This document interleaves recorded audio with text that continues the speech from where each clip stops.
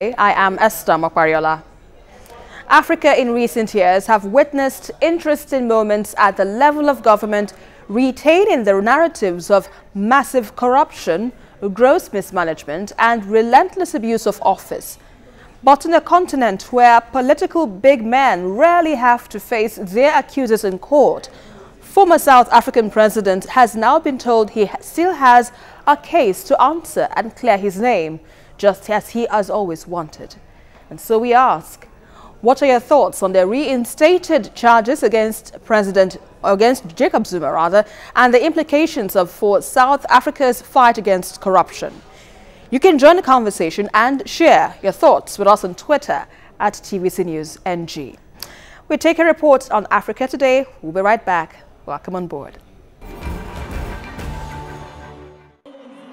Former South African President Jacob Zuma will face prosecution on corruption charges that answered much of his time in office.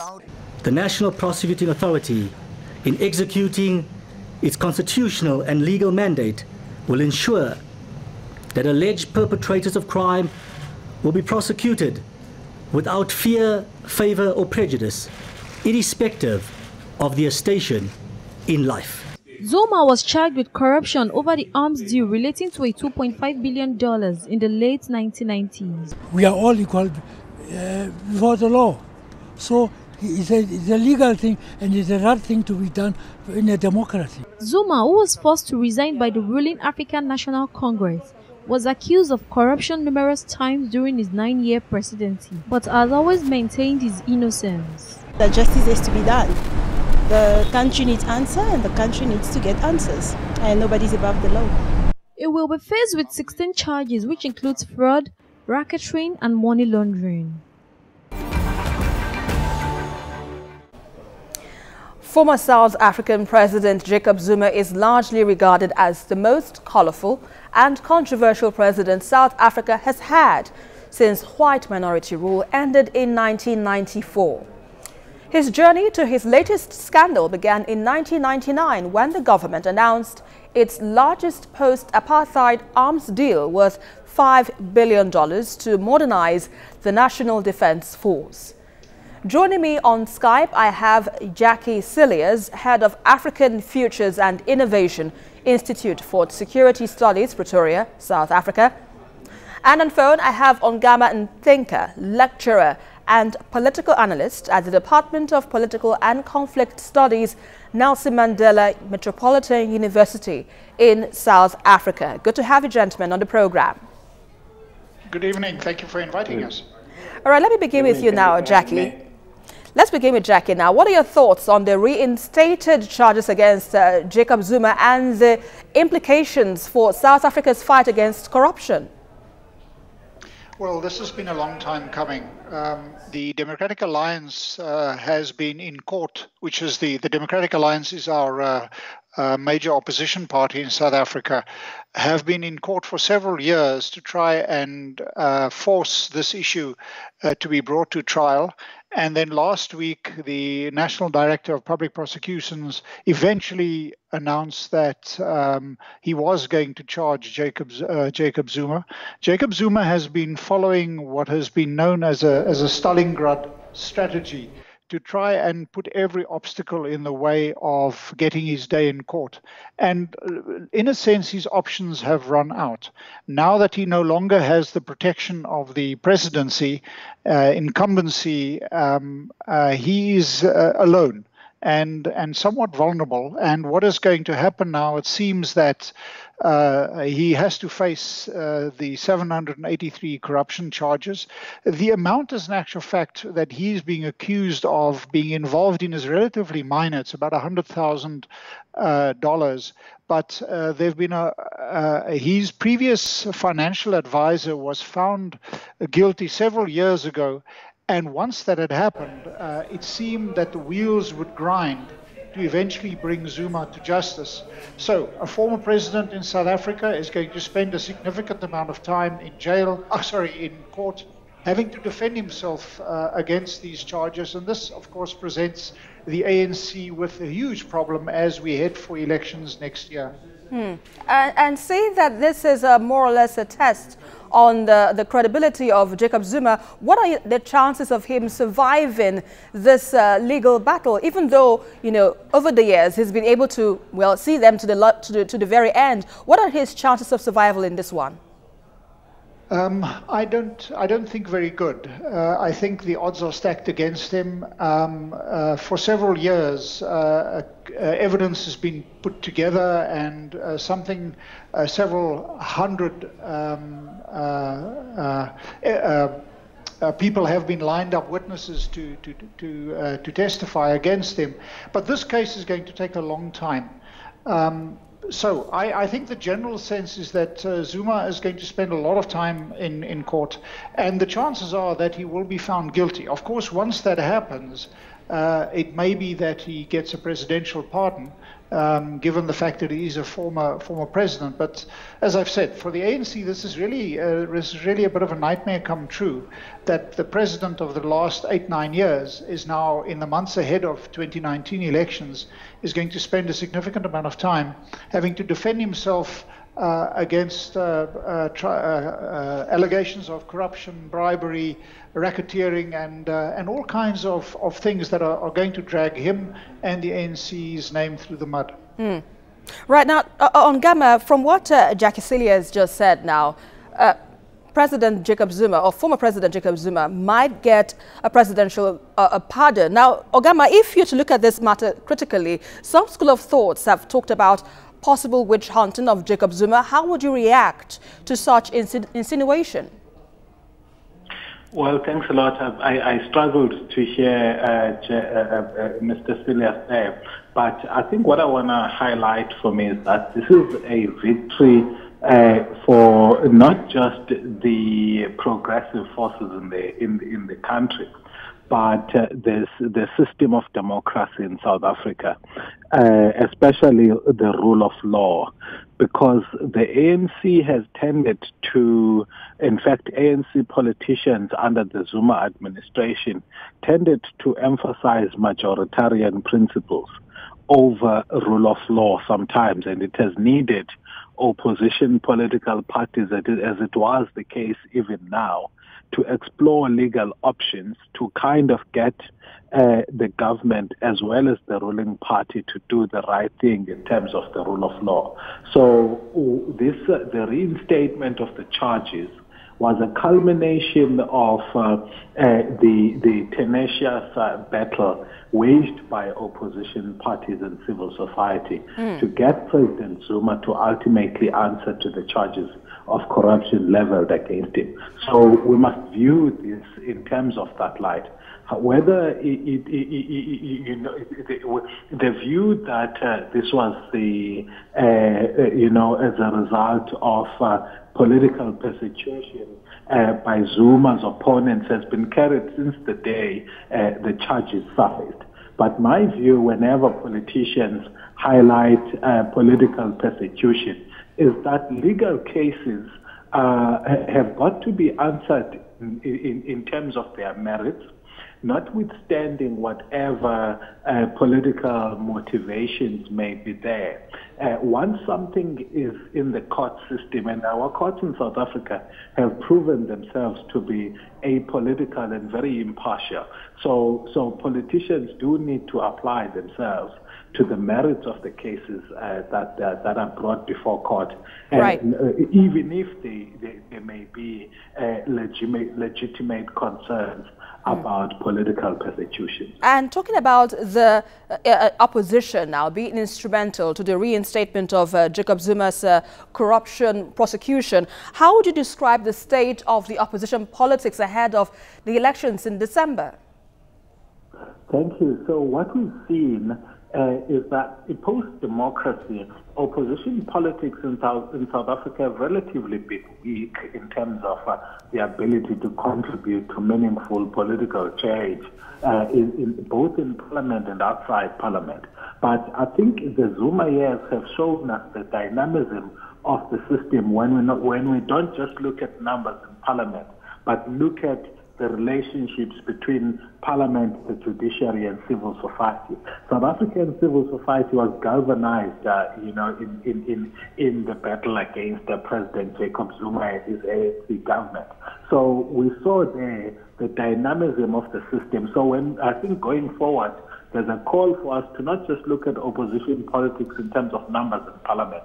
When, for example, the new political party, the Economic Freedom Fighters, came into parliament, parliament became an activist parliament where, for example, it was not just the majoritarianism of the ANC that prevailed, but sometimes chaotic and disruptive politics resulting in effective deterrence, on the part of the ANC and the use of courts. I think that's been the biggest for me, the use of courts to resolve, to re-emphasize the rule of law, where decisions that have been taken on a majoritarian basis, have not in fact been in line with the law. So the dynamism of the system in that case, for me, is to be commended. All right, let's go on a quick break right now. You've been watching Africa Today, and we'll be discussing the reinstated charges against Jacob Zuma and the implications for South Africa's fight against corruption.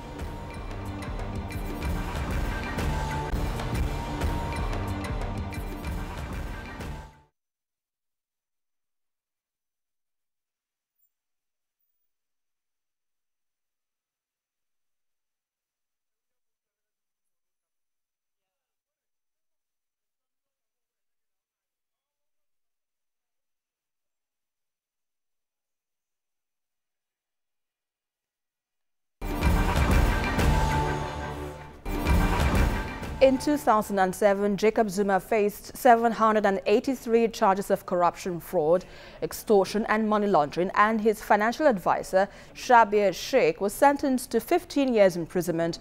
Well, from the Nkandla scandal to the Gupta connection, for the former South African president once again finds himself in the eye of the storm, a territory he is now familiar with. Well, now, Yaki, let's look at the whole controversy surrounding Jacob Zuma. What will be your assessment of his administration in terms of deliverables of democracy? I think South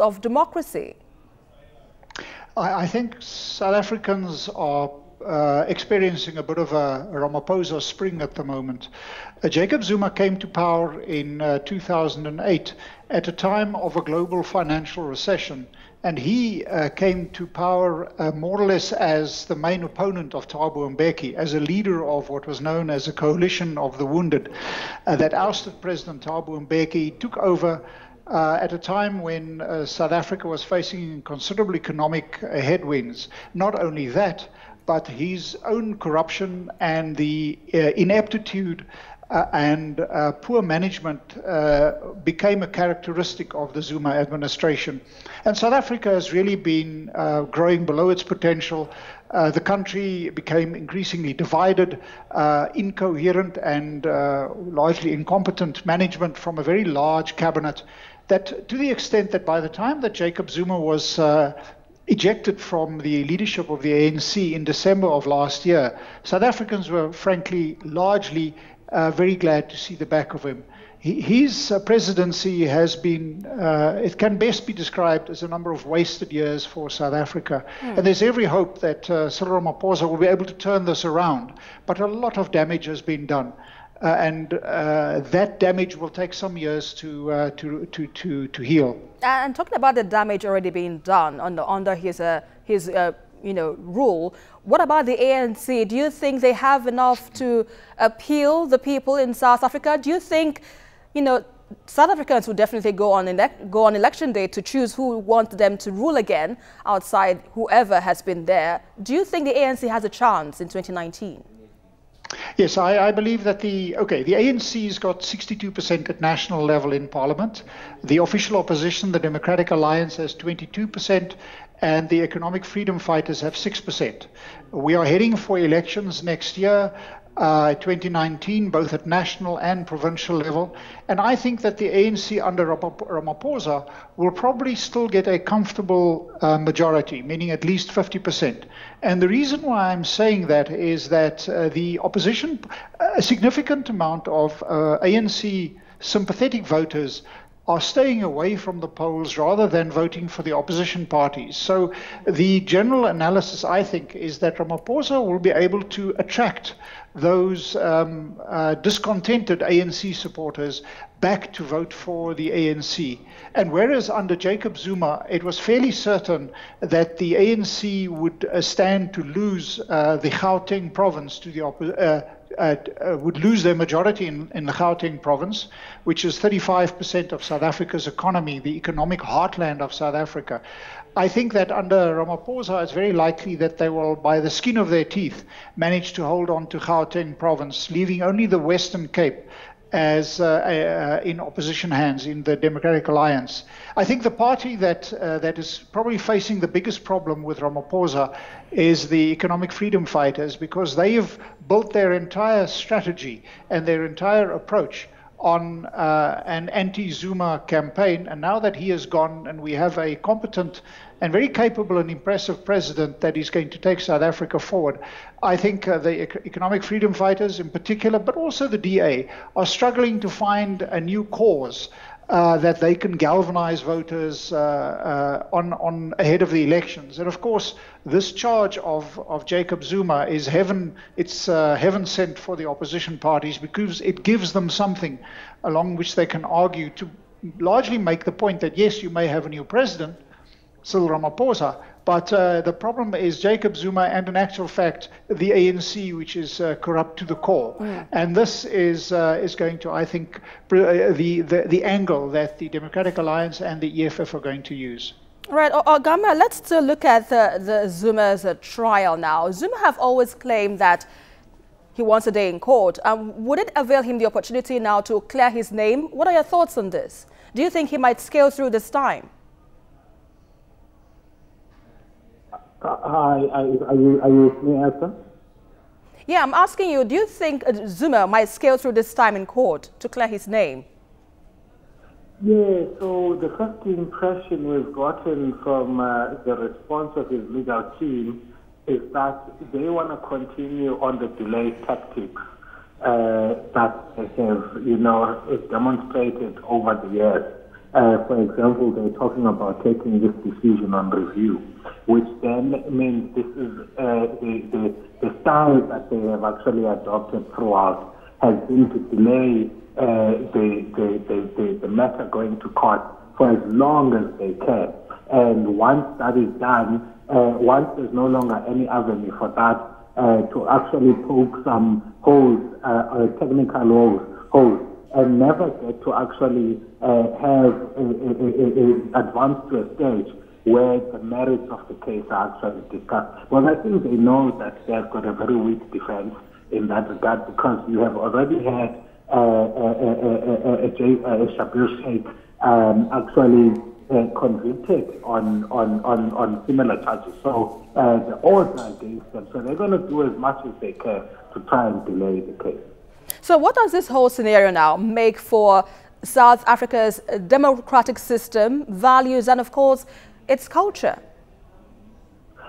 So, the successful prosecution of Jacob Zuma would send a very strong message that what we have, the impartiality that we see generally in the system is actually upheld throughout up to the highest levels in terms of the political power brokers in the country. And it's very important that the case actually gets there.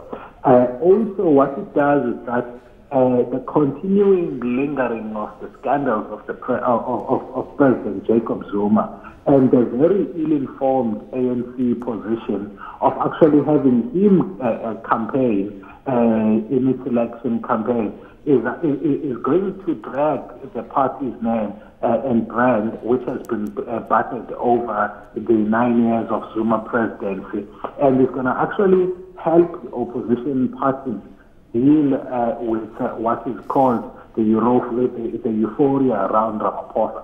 So for me, the continued lingering of the name of Zuma in the court systems as well as in the ANC continues to give opposition parties ammunition with which to actually show to South Africans that the ANC does not really commit to fighting crime and corruption as it does.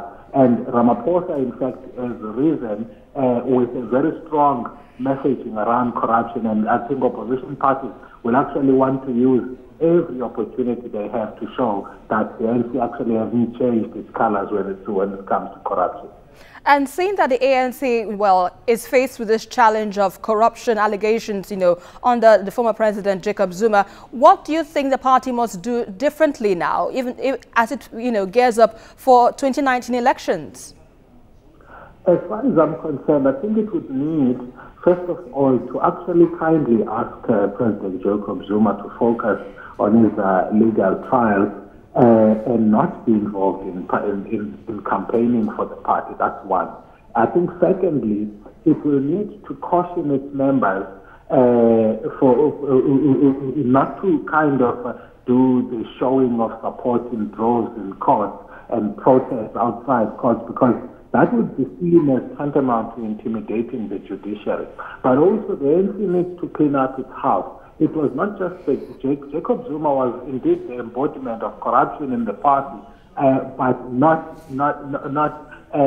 corruption is wider than him. So they will need to act decisively against corruption, both at the national, provincial, and at national level, because South Africans need to get a sense that the ANC going to these elections has changed its approach and has got a hard line towards corruption. Because South Africa, more than service delivery per se, the frontier for contestation in terms of influencing hearts and minds has centered around perceptions about who's the most corrupt and who's likely to drive a clean administration.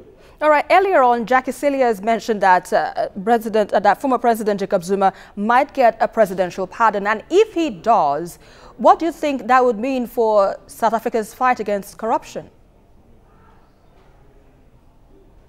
Well, that is that. Yeah, Ongama, I asked you that question. Yeah, go ahead.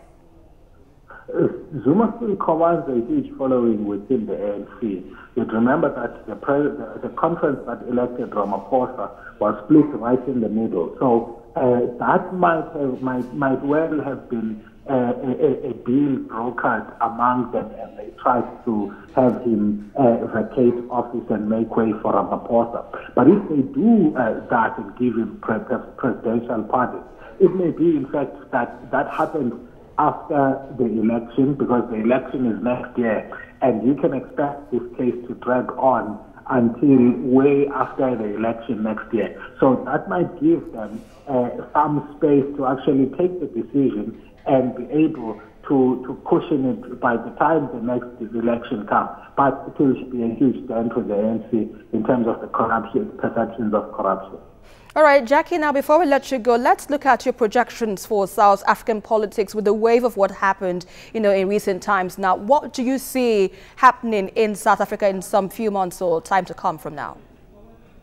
Well, just first to make the point that President Jacob Zuma can only get a presidential pardon after he has been found guilty. He cannot be pardoned not to go through the judicial process. So it's very important just to understand that the judiciary in South Africa is independent. But so the ANC is going to sit with Jacob Zuma in court day on day, a reportage of the extent of corruption and problems around him. But there is significant support for President Cyril Ramaphosa, and I think that there's a wave of optimism and a positive sense of where he can take South Africa. So I think that will present the opposition parties with a problem going ahead. So as we head into elections, which could occur as from May next year, I think it's quite likely that the ANC may lose some support, but that it probably will get comfortably above the 50% at a national level, and that only the Western Cape may remain under opposition control. But during this entire process, as your other guest has indicated, President Zuma will probably be in court fighting the one court battle after the other. So the rest of the ANC is going to move on. And I think that the party is going to, in a sense, disassociate themselves with Jacob Zuma and leave him. He's eventually going to, I think, be a very lonely figure sitting in the court benches, having to defend himself from the one accusation after the other. And what does it say on the fight of corruption? I'm sorry for interrupting. What does it say on the fight of corruption generally? I think this is very good news for South Africa. Not only do we have an example of a former president being held to account, but we have a judicial commission of inquiry that is going to deal with the evidence of state capture under Zuma. Because after the Sheikh brothers supported Zuma, he moved on to then get support from the Gupta brothers. And this litany of corruption is now going to be exposed. And this is going to have the ANC against the wall as the opposition parties exploit this. But what is very important to understand is the extent of the strength of the judiciary, the media, and civil society in South Africa, which have really demonstrated that democracy in South Africa is vibrant and that it holds even former presidents to account. All right, thank you very much, Jackie Cilliers, Head of African Futures and Innovation in Pretoria, for your thoughts with us on Africa Today as well. I'd like to thank you, Ongama and Thinker, for your contributions on Africa Today. In the last few decades, corruption has evolved into an institution ensuring that millions remain deprived, displaced and disadvantaged at the expense of a selfish few in the society. The journey so far with Jacob Zuma in South Africa comes with a lesson that accountability is a matter of collective action, where no leader is indispensable and no corrupt person is beyond justice. Well, that is our package for today, but don't forget to join the conversation as usual on Twitter at TVC News NG and follow me for updates around Africa at Esther TVC News. On to the next one, I am Esther Mokwariola, and always remember, this is Africa. Bye.